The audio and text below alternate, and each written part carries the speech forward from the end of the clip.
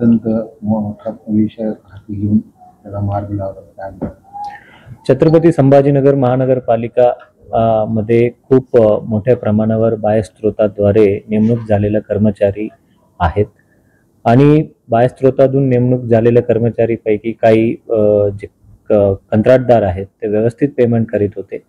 एका कंत्राटदारांनी गेले 2-3 महिन्यापासून त्यांनी पेमेंटच लोकांना केले नव्हते, परंतु आम्ही वारंवार त्यांना विनंती केली, आदेश दिला, सूचना केली, त्यांचं कारवाईचंही केलं होतं. त्यांनी सुप्रीम कोर्टपर्यंतही गेलं होतं आणि काय हायकोर्टामध्ये सुद्धा पिटिशन दाखल केलं होतं.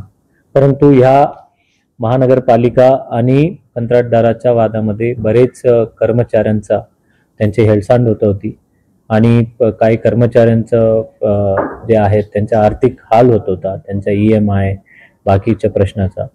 आणि यापूर्वी सुद्धा आम्ही सांगत होतो की त्यांना कंत्राटी कामगारांचा जे आहेत बाह्य स्त्रोताद्वारे त्यांचं हक्काचे पैसे त्यांना मिळायला पाहिजे आणि ते क्वचितच त्याचा 3% 3.85% एवढंच कमिशन घेतलं पाहिजे अशी वारंवार विनंती केली होती. तरी ते ऐकलं नाही आणि आम्ही शेवटचा एक आदेश दिला होता की तुम्ही इमिडिएटली पेमेंट करा, एका दिवसात तुमच्या खात्यामध्ये आम्ही जमा करू. तरीही ते आदेशाला जुमानले नाही.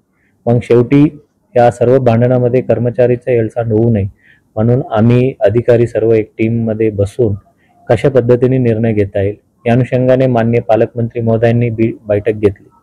त्यांना सांगितलं कंत्राटदारांना शेवटचं वॉर्निंग देऊन थेट कामगारांचा त्याच्यामध्ये पेमेंट जे त्यांच्या अधिकृत हक्काचे आहे ते द्यावी. आणि आम्ही 3 वर्गीकरण केलं, कुशल, अकुशल, अर्धकुशल. काही कामगार अकुशल होते, काही कामगार अर्धकुशल होते आणि त्यामध्ये त्यांचे हक्काचे PF पैसे ते जमा करून वजा करून आणि तसेच प्रोफेशनल टॅक्सच्या रक्कम वजा करून उर्वरित सर्व रक्कम त्यांच्या खात्यात दिलं. बरेच कामगारांचं आजही मला भेटायला आलेत की सर आम्हाला यापूर्वी 13,000 भेटत होते, 15,000 भेटत होते, आज आम्हाला 19-20 हजार आमच्या हक्काचा पगार आम्हाला मिळाला. आणि आता हे बेंचमार्क झालं. बरेच वेळा कामगार संघटना, विविध संघटना आमच्याकडे वारंवार हा गोष्टीचा भांडायचा की किमान वेतन कायद्याच्या प्रमाणे आम्हाला लागू करायला हवं आणि कदाचित ते पहिल्यांदा ते यापूर्वी आम्ही आउटसोर्सिंग कर्मचारीच्या माध्यमातून कॉन्ट्रॅक्टरच्या माध्यमातून करायचं, त्यांनी व्यवस्थित पेमेंट नाही करायचं आणि हा निदर्शनास आला. आणि आता यापुढे प्रत्येक जे बाह्य स्त्रोताद्वारे कंत्राटदार जे आहे ते किमान वेतनाच्या अनुषंगाने त्यांनी घेतलं पाहिजे आणि त्याच्यावर जे 3.85 किंवा 4% जे काही आमची कमिशन आहे तो एक्स्ट्रा किमान वेतन प्लस एक्स्ट्रा आम्ही त्याला दिलं जाणार आहे. आणि मी फक्त आपल्या माध्यमातून कामगारांना एवढंच आवाहन करेल, वाढलेल्या पैशातून वाया घालू नका. किमान आता GST इन्शुरन्सवर GST माफ केलेला आहे, ते आपल्या अतिरिक्त पैशाची आपण इन्शुरन्स 100% घ्यावा, कारण कधी आपल्यासोबत काय घडतो आणि आपले परिवार रस्त्यावर यायला नाही पाहिजे, त्यासाठी इन्शुरन्स आम्ही बंधनकारक आम्ही केलेला आहे.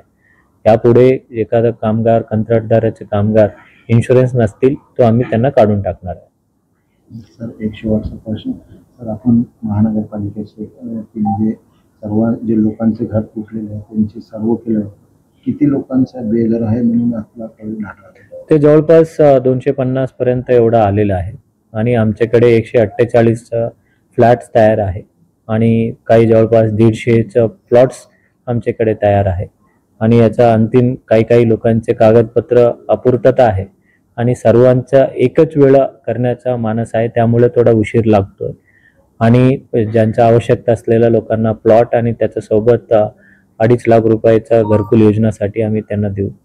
आणि ज्यांचे रेडीमेड घर आहेत विविध भागामध्ये, पडेगाव, सातारा, देवलाई, नक्षत्रवाडी, कांचनवाडी या भागामध्ये, त्यांना त्यांच्या इच्छानुसार त्या ठिकाणी मोफतमध्ये घर दिलं जाईल.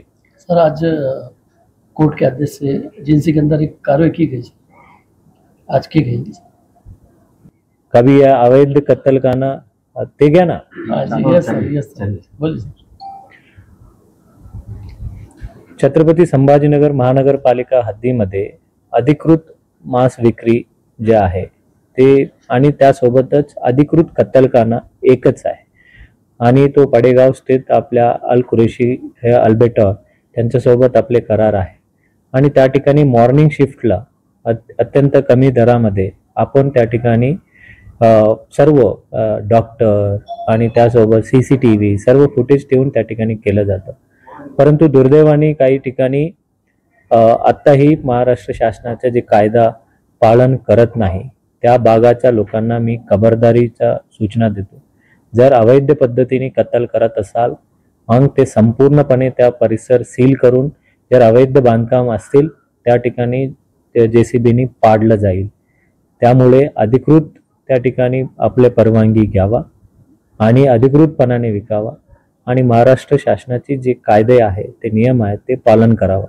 अन्यथा मग कारवाई झाल्यानंतर ते तुम्ही आमच्यावर अन्याय होतो हा नाही आणि अवैध कत्तल अजिबात होता कामा नये आणि जे अधिकृत शासन मान्य जे आहे ते तुम्हाला करायला हवं आणि ते अधिकृत कत्तलखाना अल्बेटॉर अल कुरेशी जे कंपनी आहे त्यांच्यासोबत आपले करार आहे ते त्या ठिकाणीच केलं जावं आणि ज्याचा जे काही दर आहे त्या ठिकाणी महानगरपालिकेला जमा होत असते. त्यामुळे सर्व लोकांनी फॉलो करावा आणि अनधिकृतच्या अजिबात आम्ही सहन केलं जाणार नाही. कारण अलीकडे अवैध कत्तल करणारे अवैध पद्धतीने विकणारे आमच्या महानगरपालिकेच्या कर्मचाऱ्यांवर हात लावला त्या भागाला तर मी सोडणार नाही. त्या ठिकाणी 100% कारवाई केलं जाणार आहे. धन्यवाद.